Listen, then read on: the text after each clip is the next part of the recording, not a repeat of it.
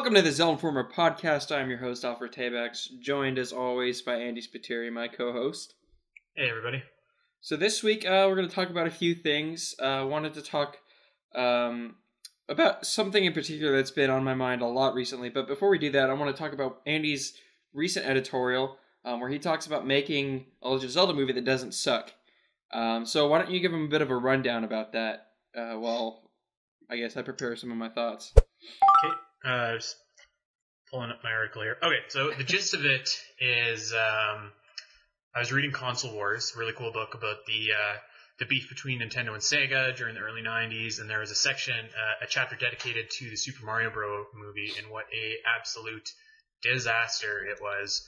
I kind of like it. Like, it's so bad it's good, but that's besides the point. So the Zelda fan of me was thinking, like, okay, well, like, that movie was awful. Nintendo's very hesitant to make more movies based off their IPs. What would be needed to make a good Legend of Zelda movie? So I threw out a couple ideas for what I think would be the keys to making it good. And when I say what I didn't cover was I didn't throw out names of who was going to play who or who was going to direct. Obviously, the better caliber actors and directors that you get, the better your movie's probably going to be. So we don't need to waste time on that. And one other thing that I threw out was I wouldn't say I'm like a film expert, but I did want to say that I see my fair share of movies, so I have a pretty good idea of what I thought would make a movie work, what I thought would make a movie not work. So the article just goes out to lay a couple points about what would make a successful Legend of Zelda movie. So do you want me to run over that, or do you want to? Yeah, I mean, just you mentioned the Super Mario Bros. Movie in there, and I remember reading a long time ago an article in the back of Game Informer that talked about how that movie went basically to hell during its development. So, like, it started out pretty on track with, it was one of the worst developmental hell movies that I can think of ever. Well, and it's not just that it went through like reshoots, like you hear from Suicide Squad or Batman vs Superman, to where the movie doesn't turn out to be great, but it's passable. Like, the movie started out with the core concept of Mario Bros, like Super Mario Bros. Fine. I don't remember who the director was, who the screenwriter was for it. And then they just stopped with that. They completely got rid of all of that and brought in two new people who wanted to do this steampunk. The problem was they kept on doing that over and over. Yeah. So Nintendo just completely sold the rights to the film to I forget what studio it was, but I'm just going to say Sony Studios just for an example. So they sold the rights to Sony or whoever, and they had complete control of it. So then the executives over at whichever studio it was, they couldn't really decide what kind of movie they wanted to make. If they wanted it to be like a fantasy movie, kind of like Terminator, if they wanted it to be a family movie, kind of like Flintstones, or if everybody had just different ideas, and they kept on getting new writers, new directors, new talent involved with making this movie. So there was a lot of ideas just floating around, and like there were some kind of okay ideas, but it didn't mesh with the other kind of okay ideas. And then they got along into development and it built sets for the movie, but then the script was rewritten, so they had these sets which now they had invested money in, which now they were writing material to accommodate the sets rather than sets to accommodate the material. So it was a big Charlie Foxtrot from start to finish.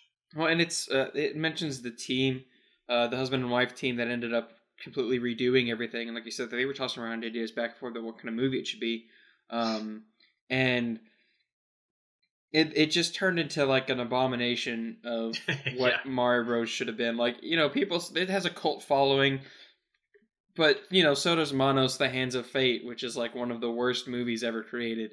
I'm not saying that Super Mario Bros is great because people like it.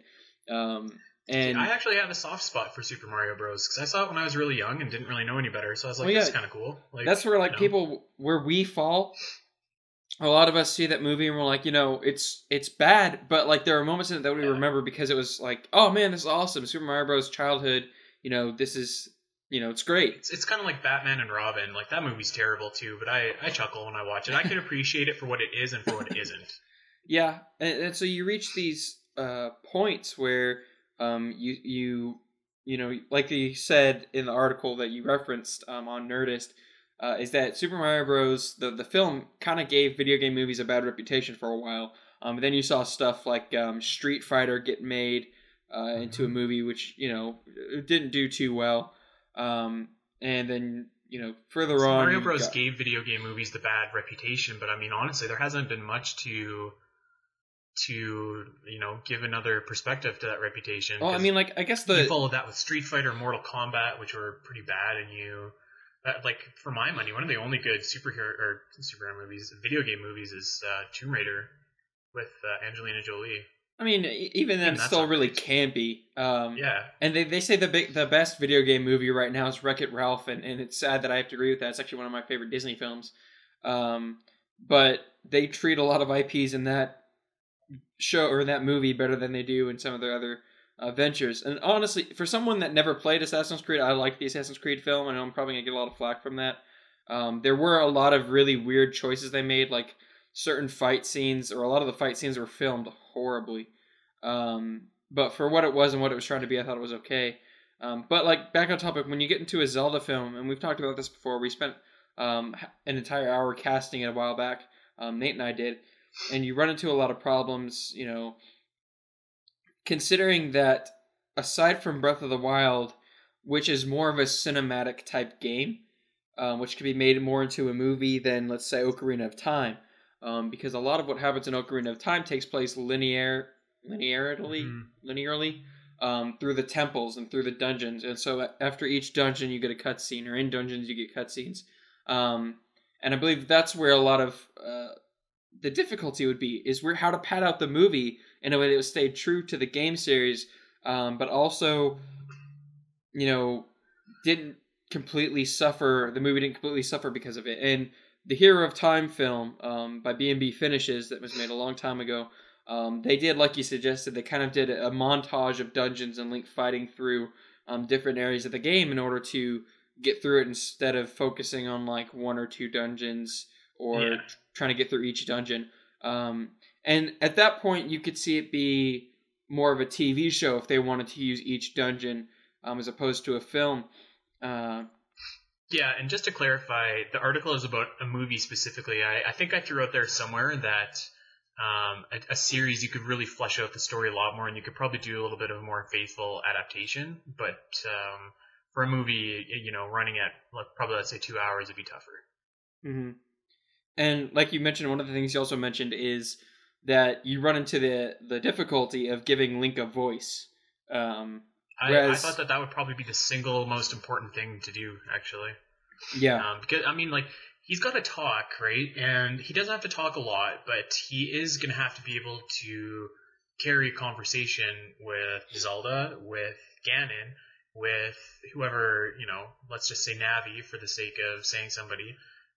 So I mean, he's gonna have to have that voice, and so what I proposed, what I kind of picture Link sounding like, is a mix between Captain America from the Marvel movies and Samwise Gamgee from the Lord of the Rings movies, yeah, which is like kind of a weird mix. But I thought like you have Captain America, natural leader. You know he's gonna do the right thing always.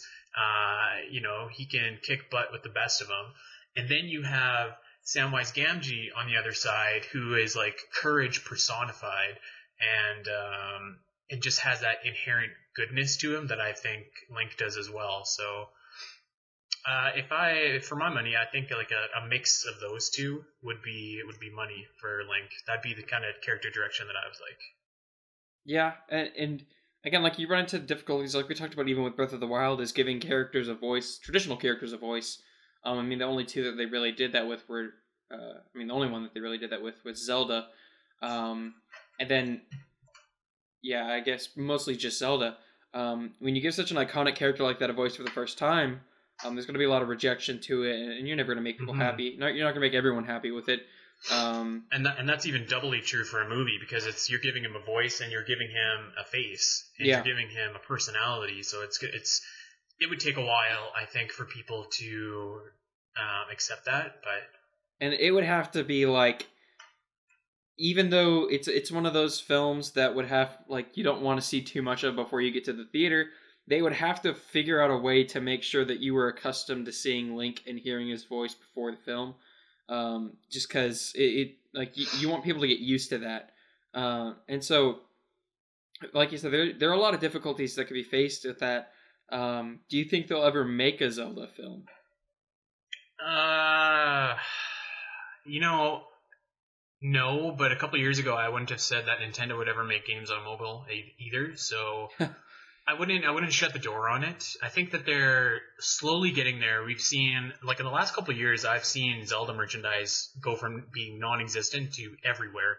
Mm-hmm. So I think Nintendo's really realizing like how popular Legend of Zelda is with like gamers our age, and with up and coming gamers as well. So I wouldn't close the door on it. I think of all their movies to make, or all their franchises to make, like that makes the most sense to make a movie of. Either that or Metroid, I would say, because the rest of it's like the rest of them would be cool, but they would be, what actually makes sense too is even do like a Super Smash Bros. Movie where you could have like everybody there. You work up to like an Avengers type film with Smash Brothers. Pretty much. That would actually be pretty cool. I mean, hey, you've got the Subspace Emissary, which doesn't make a lot of sense, but there's your cinematic workup.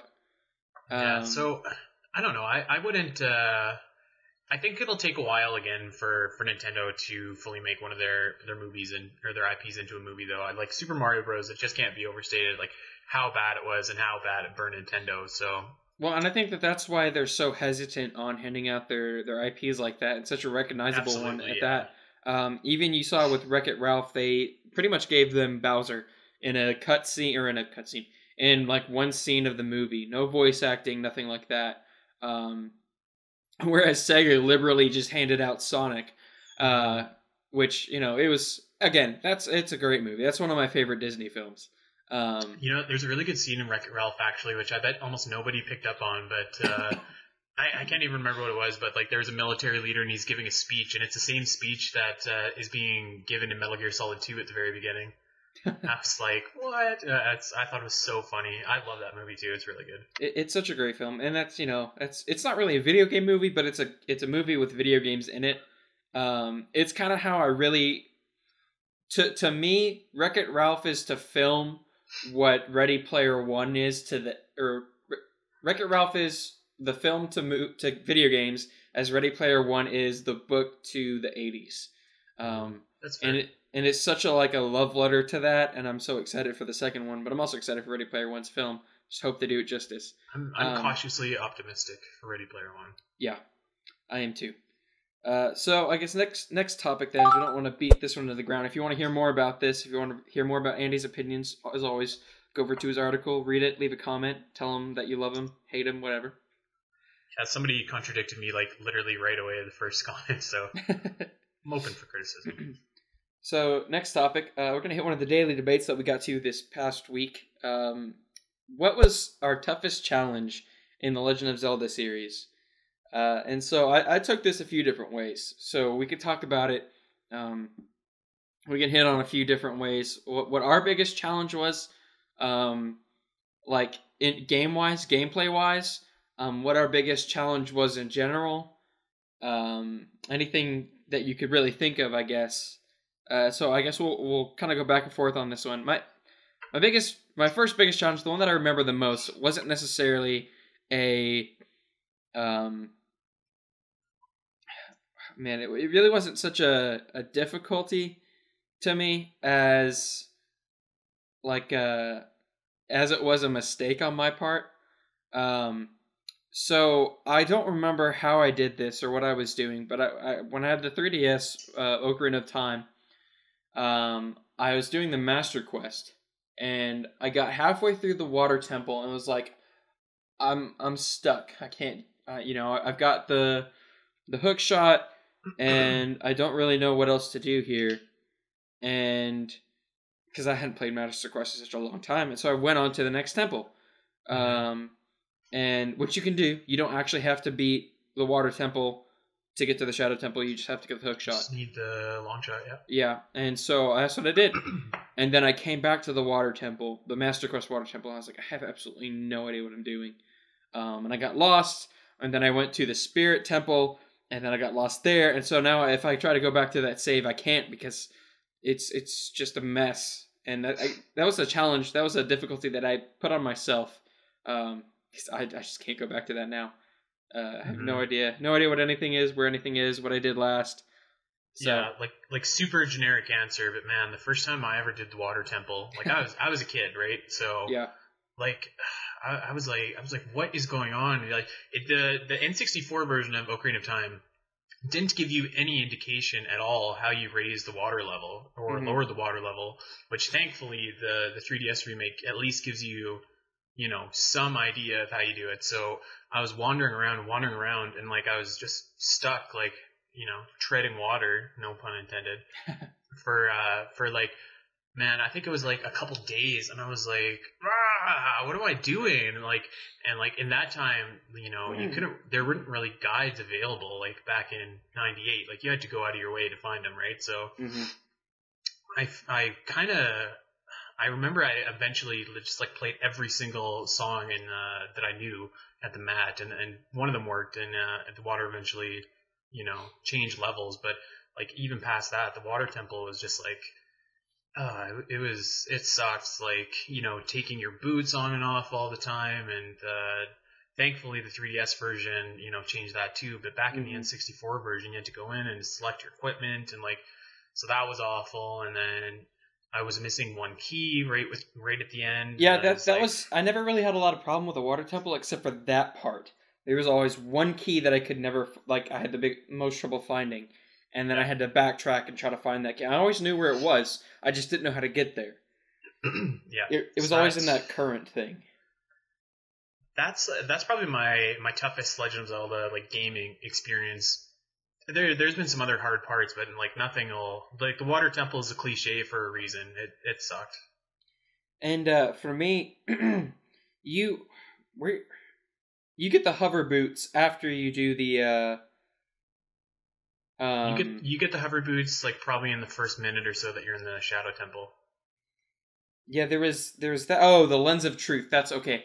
So I didn't know, and I guess you really don't have to do this. But as a kid, I didn't know that you could get the Lens of Truth in Ocarina of Time. And so the first time I went through the Shadow Temple, I didn't have the Lens of Truth.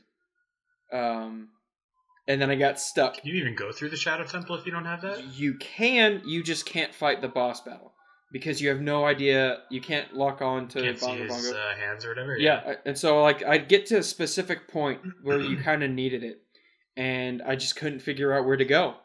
I think it might have been the ship that flows through the river Styx, I guess, in the Shadow Temple. Something like that. There's a part where you basically need it to get by. And I had no idea that you needed to go into the well. I don't remember why I didn't know. I didn't ever look it up. I just tried to go through it, and so like I'd run into walls, and I'd try to get through walls. Found the hover boots, did all that, but I could just never figure out where I was supposed to go because I never had the Lens of Truth. And I'd say that was probably my biggest difficulty with Ocarina of Time was like I tried to beat it. I tried to beat the Shadow Temple without the Lens of Truth, and I had no idea that I needed it or where to get it. That was the difficulty for me there.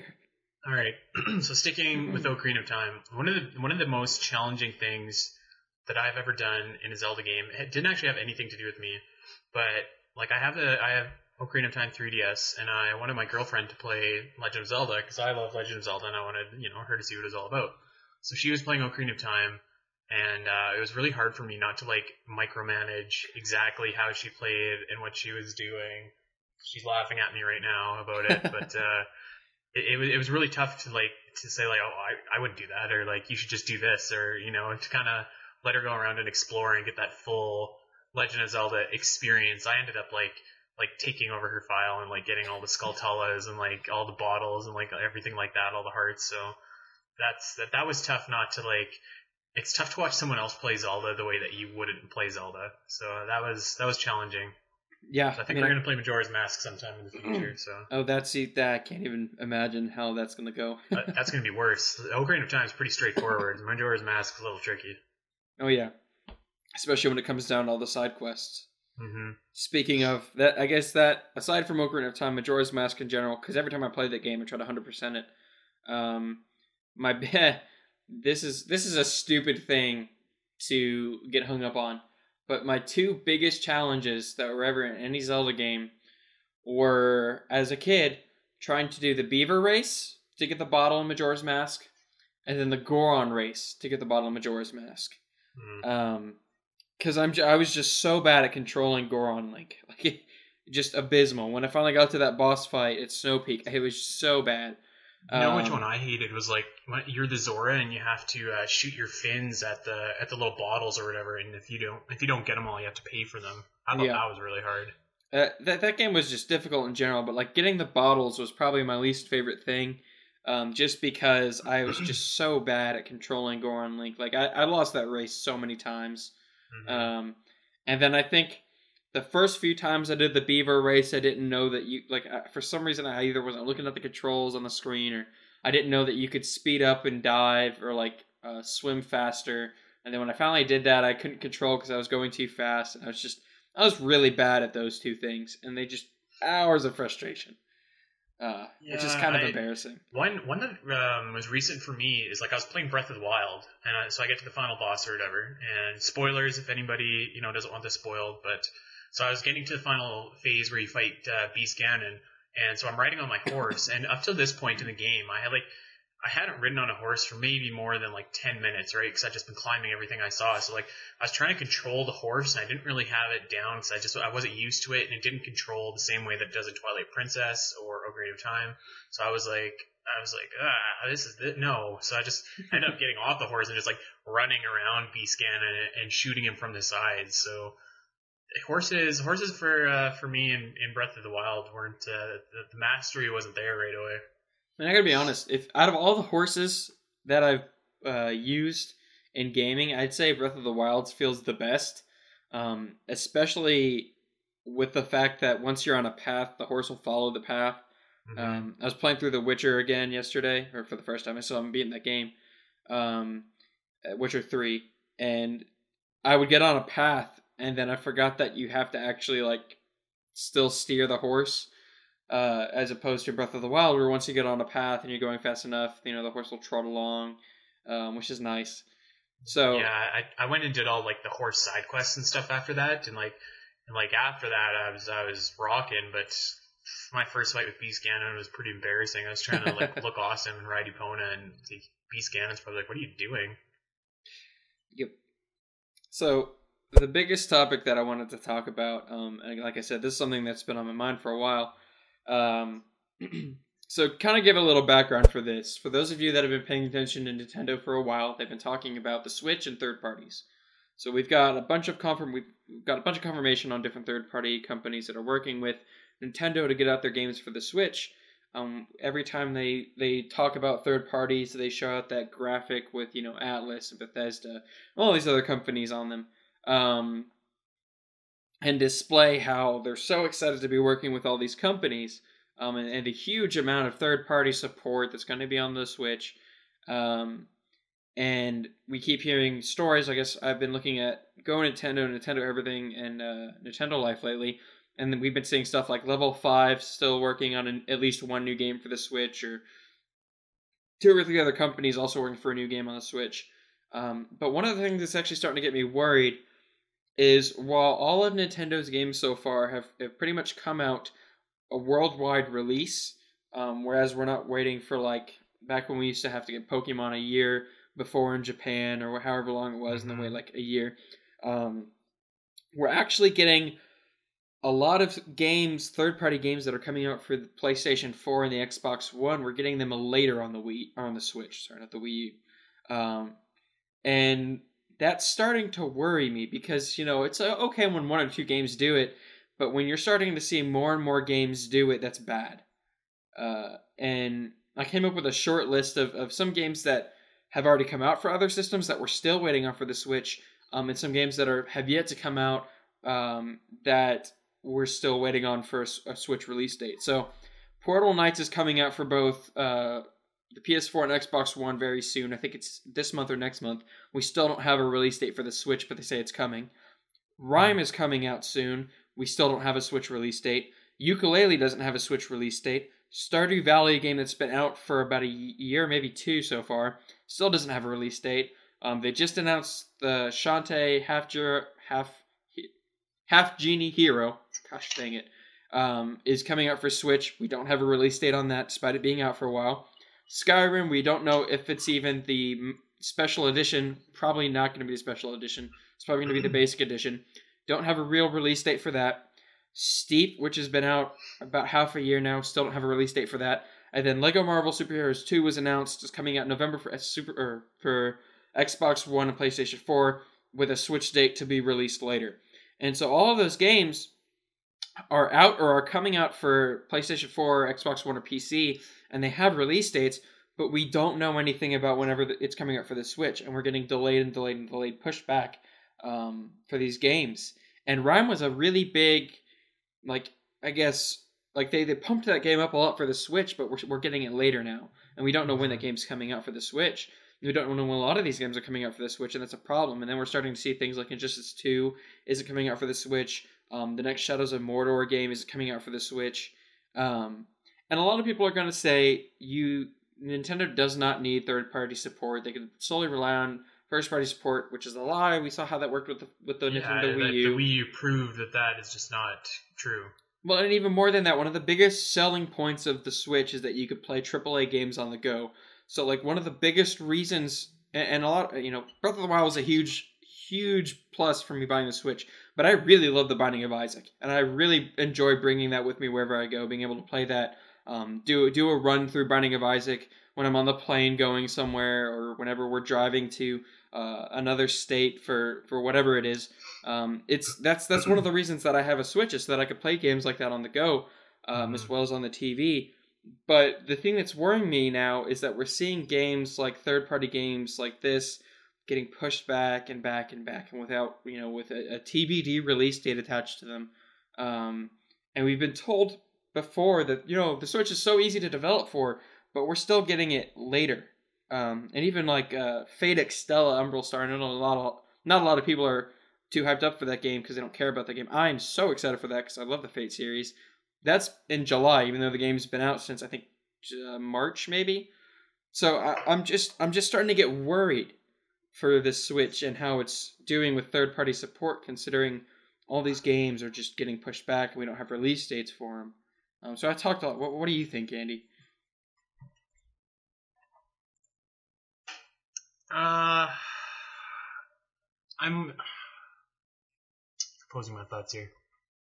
So I'm willing to give Nintendo a little bit of a pass here for two reasons.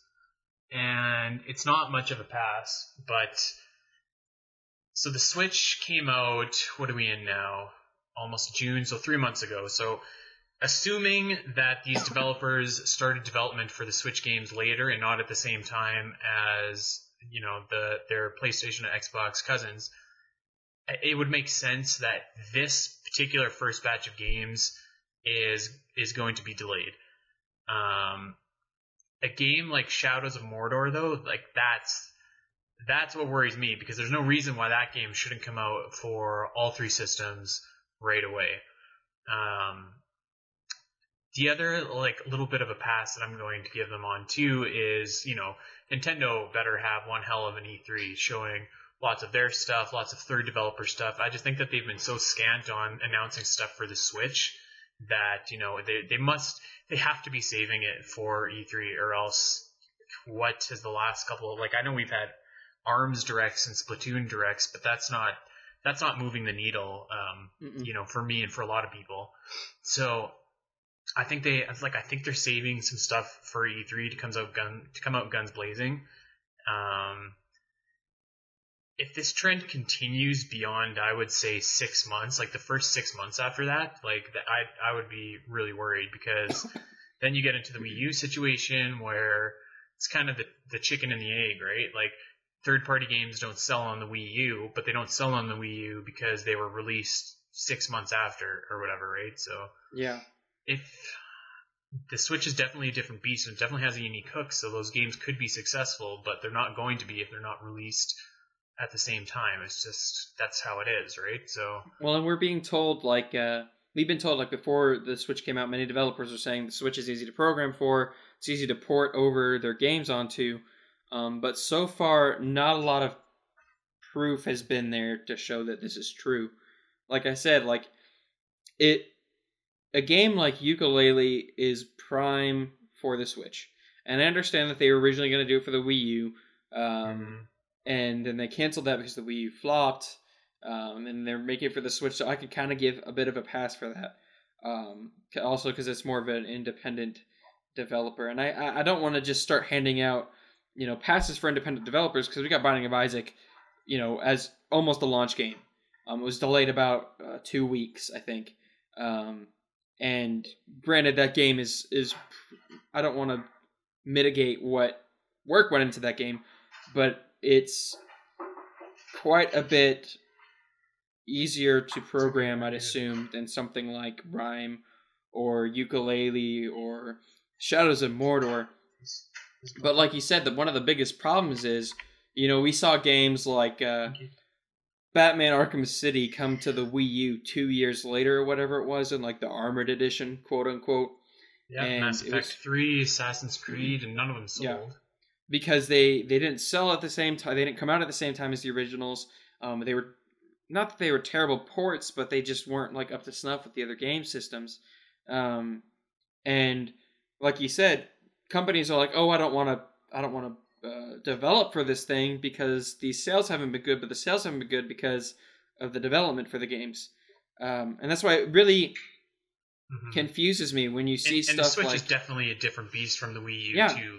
It has a way better hook, a way better audience already for it. It always really annoyed me when I heard Nintendo fans being like, oh, well, whatever, they released Call of Duty on Wii U, but we don't want Call of Duty on Wii U because we only want Nintendo games. And it's like, well, you don't make up a very large audience, and you need those games to keep getting your Nintendo games on your Nintendo consoles. So and that's why it matters. It's excusable for the games like Destiny 2. When they said Destiny 2 is not being considered for Switch, I understand that, because that's pretty much an online-only game that needs to be online for wherever you're going, and the Switch really isn't an online-specific console. Switch isn't that platform for that. Yeah, and you couldn't play it if you're taking it portable, you're going somewhere, it wouldn't work. And I'm okay with that. I'm not okay with the fact that we're getting these games. Again, the Yooka-Laylee doesn't have a release date for the Switch. That game's been out, and I'm very as much as people are saying that the game's not that good, I really want to play it, and I'm getting really tempted to just buy it on Steam, because I don't know when it's coming out for the Switch. I don't know if I really want to wait that long, and I'm scared that we're gonna see that as a trend, is people saying I don't want to wait X amount of months later for this game when I can just play it right now on another system. And you're kind of sacrificed, you have to make a choice as a buyer, as a consumer. Do I want to wait and be able to play this portably, or do I want to wait and be able to play this now? And a lot of people are impatient. They're going to say, I want to play this now. Yeah, I'm like that. I think E3 will be very telling when you have new third-party games announced, and seeing, if they have a release date for the other two, but it's TBA for the Switch, or if there are games announced that aren't even on the Switch, but are on PlayStation and Xbox. So I think that's kind of when my free pass for Nintendo ends, is at E3. If they don't have the conference that I'm expecting them and hoping that they have, then I think they're going to be in tough. Like the Switch has a lot of momentum, and it has a lot of goodwill right now with all kinds of different gamers, but you can't just survive off Nintendo games all the time. You need to have that buffer in between games, because ideally you should probably have a game, a really good game coming out a month that's going to sell systems, right? And so from Breath of the Wild, with respect to all the other games, there hasn't been a really big game that came out until Mario Kart, and since then there hasn't been probably a big game that's coming out until Splatoon 2. I don't know if you want to consider ARMS in there or not. I see. I don't know, because Splatoon has enough faith as an already installed game, has an already Mhm. like big enough install base. It's an esport in That some game will ways, be a hit for sure. and I can see that Arms is going to have a lot to prove. My opinions on that have been made clear, not necessarily here, but in the chat and with some of my Facebook Yeah. friends. Is I don't necessarily think that game is going to do Well, so for like when's ARMS even coming out? July July. Okay, so we or have June. It's June 26th. one of them's coming out in June. One of them's coming out in July. So Splatoon and ARMS. So Splatoon is in even then, July. so you have nothing for the month of May. You have nothing for the month of August. Correct me if I'm wrong. It's like you don't really have a big game coming out in September. You probably don't have a big game coming out until November. At that point, with Mario Odyssey. assuming that doesn't get delayed. So, I think that you just need like a big title like every month to keep your momentum going. Like, look at PlayStation. Like, it may not be the sexiest game titles in our circle of gaming, but like, you got NHL coming out, you got FIFA coming out, you've got Call of Duty coming out. Like, there's usually something in the pipe for people to play. So, and with Nintendo, it's not always that case. And here's my thing, like, I really want a PlayStation 4. Since I moved out of my townhouse and I was living with the other guys, I don't have one.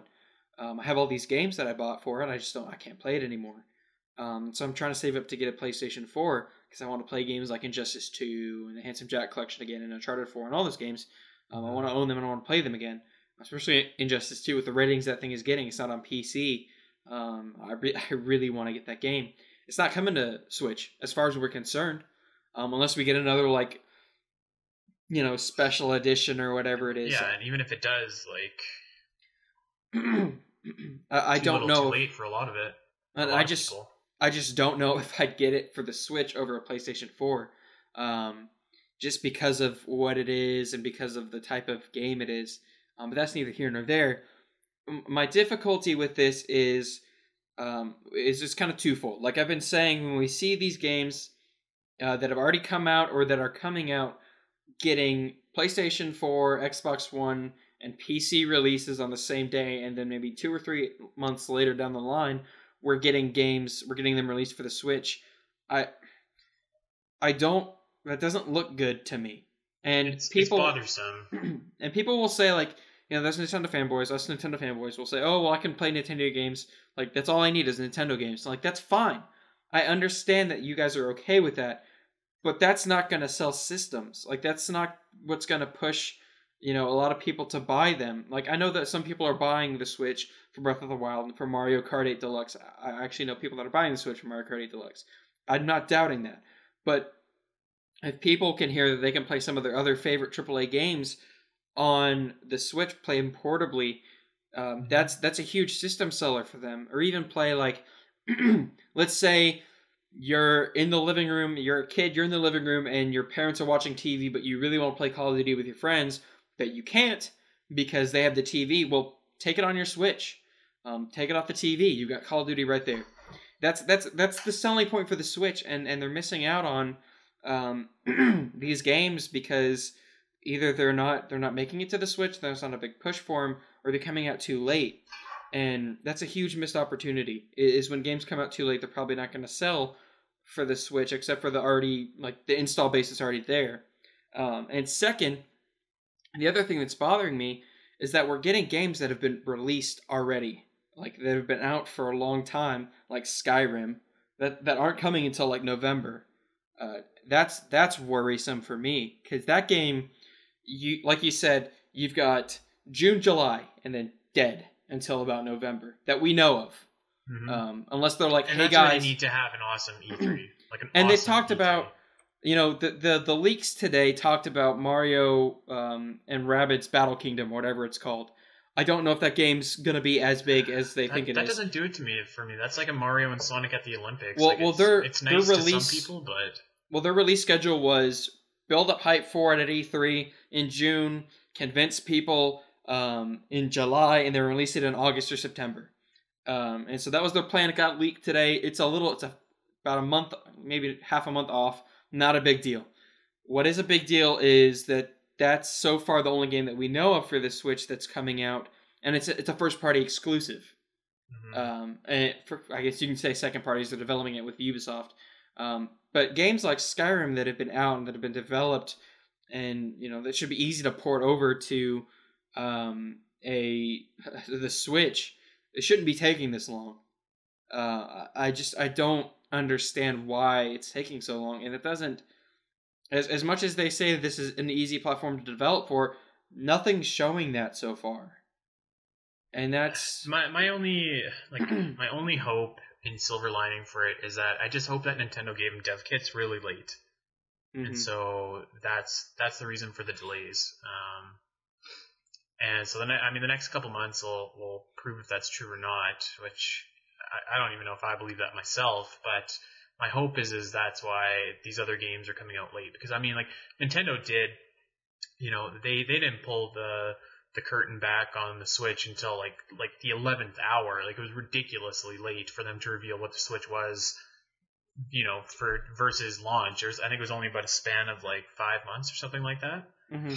So that's a short time. And if developers were also kept in the dark for that and didn't have the dev kits for the Switch, which it might make sense to make sure that none of the specs got leaked. That might account for some of the delays, but... Well, they had the dev kits. Like, we've heard them talk about it back during that time. Yeah, there might have been, actually. There might have been an embargo on talking about the dev kits, but there were leaks and there were other discussions about the dev kits between those 5 months, so it's not like they didn't have time to work with them. And I understand it takes a lot longer than 5 months to build a game. I'm not saying that you should be able to go from scratch to Z in 5 months and have a working build of a game. What I'm saying is that these games that are already out, that they're waiting so long to put on the Switch isn't good to me. Like, that's not a good sign, because these games have been out for a while. And I understand Skyrim's got a huge star appeal. Okay, I'm not doubting that game's gonna do well. The thing that's there are a few things that are concerning me about that game being on the Switch, and one, the signs are pointing to it not being the special remastered edition. And a lot of people are hoping for that, but so far it doesn't look like that. Second, it's been confirmed that the Switch isn't as powerful as the PS4 and the Xbox One. And those systems, they don't struggle, but they don't, They don't struggle, but they're both getting upgrades. PS Pro is already out, and Scorpio will be out. Well, but they have trouble with load times for games like Fallout and Skyrim. There's like a 30-second maybe load time between the scenes or whatever, and that significantly decreased on PC. Not even going to compare the Switch to a PC, but if they're not as powerful, if it's not as powerful as those, how long is the load time going to be? How is that going to impact the system? And then kind of looking at how labor intensive the game is, I have frame rate drops on my Switch playing Binding of Isaac, and that's not good, because that game, like I said, it's not that intensive. Like, I could run that on my, I had a 2 gigabyte RAM Lenovo tablet, and I could run that game on there, no problem. There are a few dips in frame rate every now and then, but I'm assuming the Switch is more powerful than that, and I'm still having some frame rate issues there. And I'm just getting increasingly worried by how how third party is handling the Switch. I wouldn't be worried. I mean, I would be worried about frame rate issues with Skyrim, but I'd be worried about that because it's a Bethesda game and not because the Switch can't handle it. I mean, if the Switch can handle Breath of the Wild without noticeable frame drops, which for 99% of the time it does, then by and large it should be able to handle Skyrim, right? Yeah. I just think that Bethesda games they don't have nearly the amount of polish that a Nintendo game probably would. But I mean, I can see your point though. It is worrisome. I think that you're probably definitely going to make compromises somewhere along the way to play some of these games on the go. So I think if you can temper your expectation for that, you won't be. You shouldn't go in expecting I guess you shouldn't probably go in expecting what you would on the Xbox though if you're playing on the go. I think it's a little bit better when you've Well, docked yeah, it, but I understand that. Like, I'm not saying that I'm expecting that same quality. I'm just getting worried because, yeah, no, I know what you're saying. like, I guess big games that have come out. Like, if you're into it, like, I really kind of want to pick this game up, just because I like the type of RPG it is. I'm probably gonna butcher the name, but Disgaea 5. Yeah. I really want to pick that game up. There's other games that are like that. That could be considered a big game. You've got stuff like Xenoblade Chronicles 2 that's supposed to come out.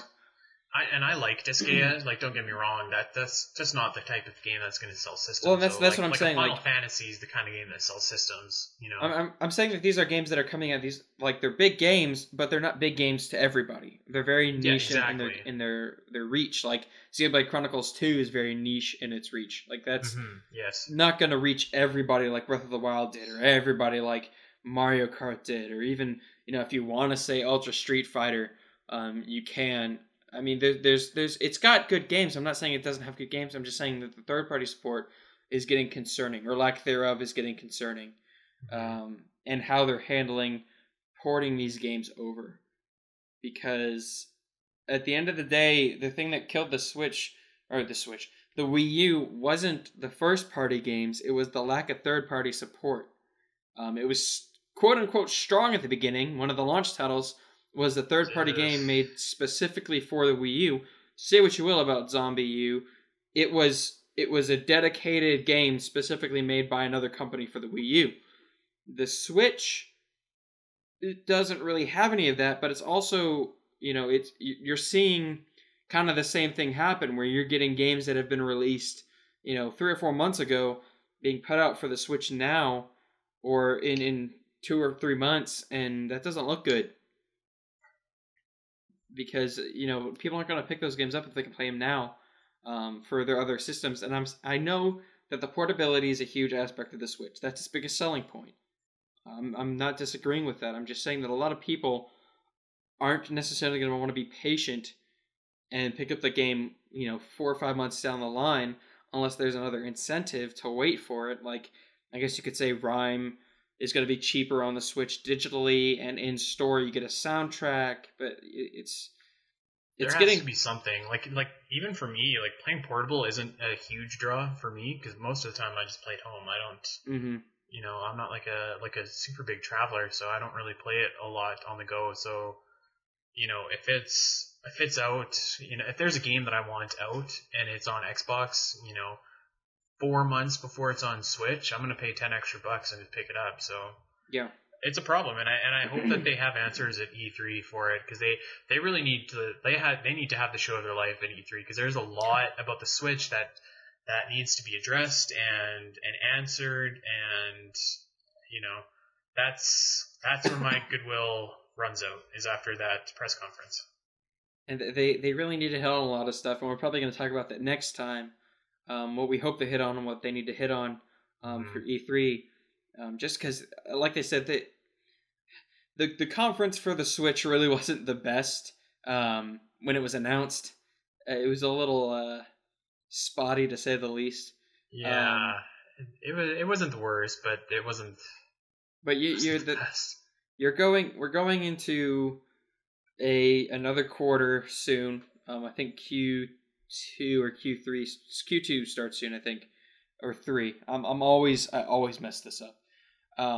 But we have to start seeing more support for the system, because it doesn't have a lot of games. I'm not saying, again, I know that a lot of these other consoles haven't had huge launches with tons of games on it. I'm just saying, like, whenever you've got none of the other consoles have ever been in the position that Nintendo was, coming off just an abysmal console like that. Yeah. Like, the only comparable really was Sega after the Sega Saturn when they launched the Dreamcast. I mean, you know how that turned out. And so you're seeing, like, and like you said, it might be a little difficult at this moment because, the system has just come out, and we're assuming these games have been in development for a while. So games like maybe Injustice 2, I don't doubt that was in development way before the Switch. I'm trying to think of other games right now, but like that have been in development before the Switch. and are now coming out after the Switch. Like, I understand that. Like, I understand that there might be a little bit of difficulty in trying to build the game in a way that fits a Switch. What I'm getting worried about is seeing games that are coming out now that have time to fit on the Switch, still not getting a definite release date, like Lego Marvel Superheroes 2. And the issue with that for me, and I know a lot of people don't understand why that series is so great. It's a great series. The problem is, on the console versions of those games for Nintendo, especially on the Wii U, you saw significant downgrades, and not necessarily performance, but in how they were handled and how they played and how they were treated. Like the Wii U version didn't have any of the DLC for it, especially for Lego Batman 3, that you could find on other consoles. And so I'm just getting really worried with how third parties are handling the Switch or lack thereof, because this is kind of what happened to the Wii U. And I know it's really early to be talking about this, but this is a good conversation to have when talking about the future of this the Switch, because otherwise, without third party support, it's not going to do that well. A console can't survive on just first party support. No, they can't. As we clearly saw. Yeah. So it's definitely going to be a good topic to come back to after E3, and with 3DS like seemingly riding off into the sunset, like theoretically, Nintendo should be able to focus more of its efforts to meeting that big game a month quota, but it needs some help. Nintendo can't do it all by themselves, and man, I hope they have a good E3. Yeah. And there's a bunch of rumors swirling around E3. Hopefully we'll get a few more in the next few weeks, or in the next week, so we can talk about it more next week. It'll be our 50th episode, or my 50th, since starting the new podcast. So we'll do an E3 thing. Hopefully this time we'll actually have a bit of a better setup, a bit of a better turnout at the end of our special talking about any E3. bets we make, we're seeing them through. So we've had difficulties with that, and then last time we tried to do them, we were going to follow through with them, but then there was a staff turnover, and Nate left Zelda Informer. So hopefully it goes better this time. I don't intend on going anywhere, and Andy hasn't told me he's going anywhere so far. So we're looking pretty good. When I leave, it'll just be like middle of the night. So yeah. All right. So that's it for this week, I guess. Thank you guys for joining us, and we'll see you next week.